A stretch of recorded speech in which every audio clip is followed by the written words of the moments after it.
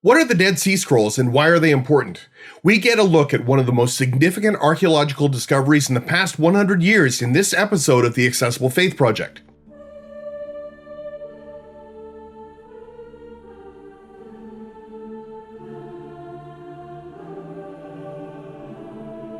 Hi there, I'm John, and welcome to the Accessible Faith Project. If you're looking for insights into the Bible, faith, and history in ways that engage your brain regardless of your faith stance, then please hit subscribe and that little bell icon so you can be notified anytime I upload a new video.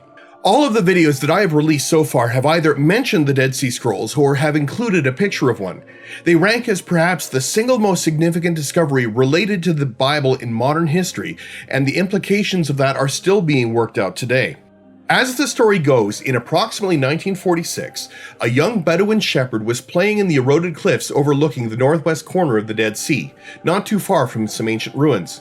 In the middle of this, he discovered a cave along the cliffside, and inside he found several clay jars with ancient rolled animal hides. Making a long story short, this turned out to be the first discovery of a long-lost treasure trove of ancient documents that would become known as the Dead Sea Scrolls. And this discovery was enormously significant. It would have a tremendous influence on the field of history, archaeology, and biblical studies that continue to have an impact today.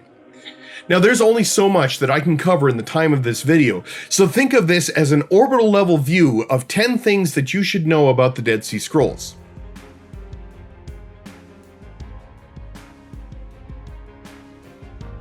The Dead Sea Scrolls are a collection of ancient manuscripts found in a series of caves near the ruins of Qumran, first in 1946 by accident, and then more deliberately over the excavations over the next decade.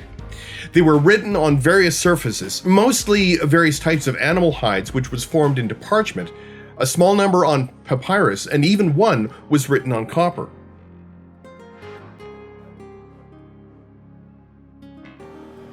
The scrolls were found in a series of caves located in close proximity to a ruin known as Qumran, which lies about 1.5 kilometers of the northwest shore of the Dead Sea. It's about a mile.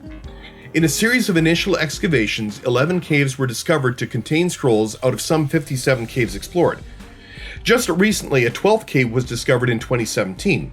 The scrolls were largely contained inside pottery jars intended for preservation, although many had long since shattered and the contents deteriorating into fragments. The caves also held various writing implements and artifacts that would link them more closely to the nearby ruins at Qumran.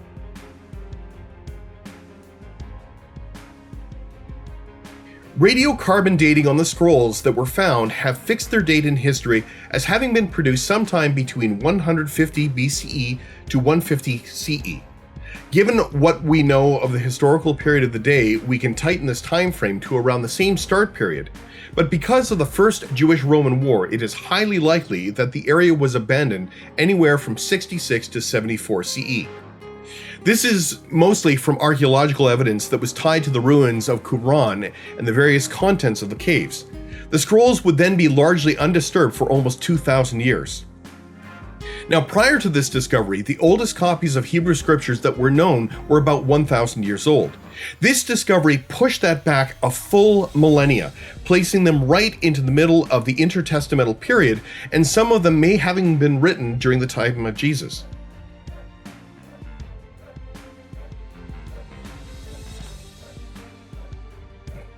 The scrolls are written in Hebrew, Aramaic, a regional dialect called Nabatean, and Greek.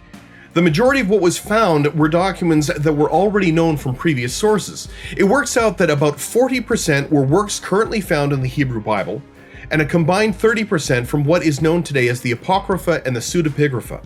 However, about 30% of the documents were unique to this discovery, and they had been previously lost to history. Now, those manuscripts themselves are worth several videos alone.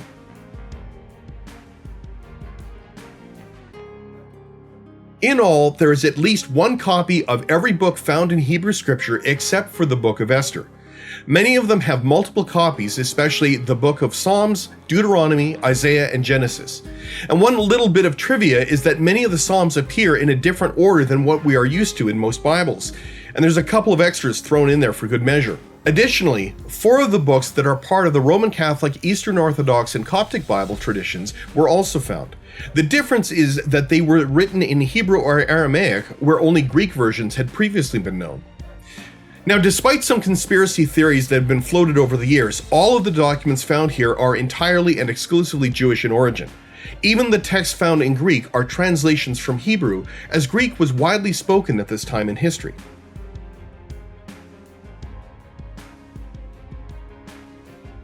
This discovery revealed an enormous treasure trove of manuscripts. More than 900 scrolls were found across the 11 caves of the find.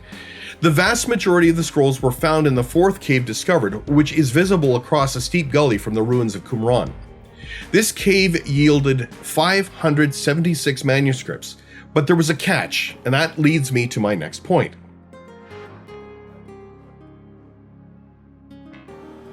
Very few of the Dead Sea Scrolls are intact. In fact, despite it being an enormous treasure trove, the 576 scrolls cataloged from Cave 4 are scattered across some 15,000 different pieces, with some pieces being no larger than a fingernail.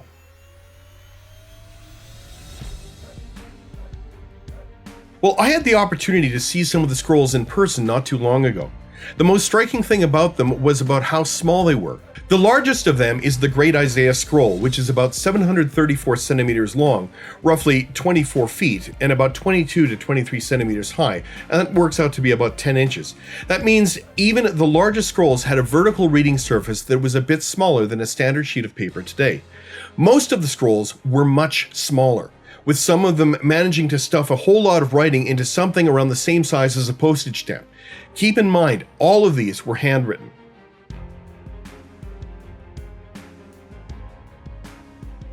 So why did it take so long for these to be revealed?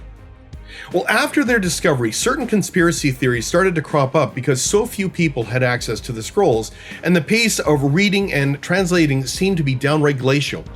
However, keep in mind that the vast majority of the scrolls discovered were in such poor condition that preservation and cataloging was a first order of business, and then the long and arduous work of piecing together the fragments and translating them had to be done. The large works, like the Great Isaiah Scroll and some of the intact ones unique to the discovery, were transcribed and translated fairly quickly, but it took a lot longer for the more fragmented works. So think of it this way. Imagine if you went into a store that sells puzzles. Now take all of those puzzles off the shelf, open up the boxes, dump them all on the floor. Now once you've done that, throw away the boxes, take several shovelfuls of pieces and just throw them out. And how long do you think it would take for you to put all of those puzzles back together?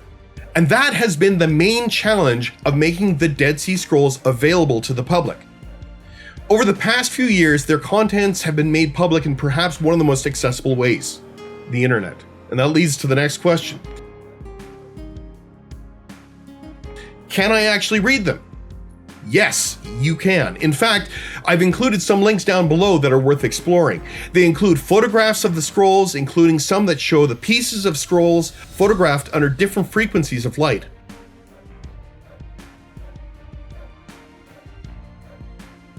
Biblical scholar Geza Vermesh translated the scrolls that were unique to the discovery into English.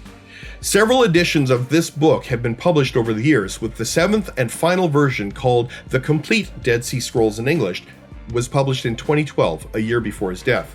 So yes, you can read them yourself, both in English and in the original languages if you really want. So what if this was new to you? What other questions does it raise? Let me know in the comment section down below. Now keep in mind, this is just the view from orbit of a hugely important archaeological discovery that has opened up the field of biblical scholarship in so many different ways. There are a whole lot more questions that I haven't even touched on simply because of the time, and that could be subject of future videos. A few of them include how this discovery fits into history, who it was who created the scrolls, and why they were preserved like this. But for the moment, I hope this gives you a taste and an overview for some things that you may not have known, and an insight into the complexity of the discovery. So if you want to explore this in ways that will expand your horizons and deepen your understanding regardless of your faith stance, then come and join us on this journey by clicking on subscribe and that little bell icon, and you're set to go. And I'll see you next time on the Accessible Faith Project.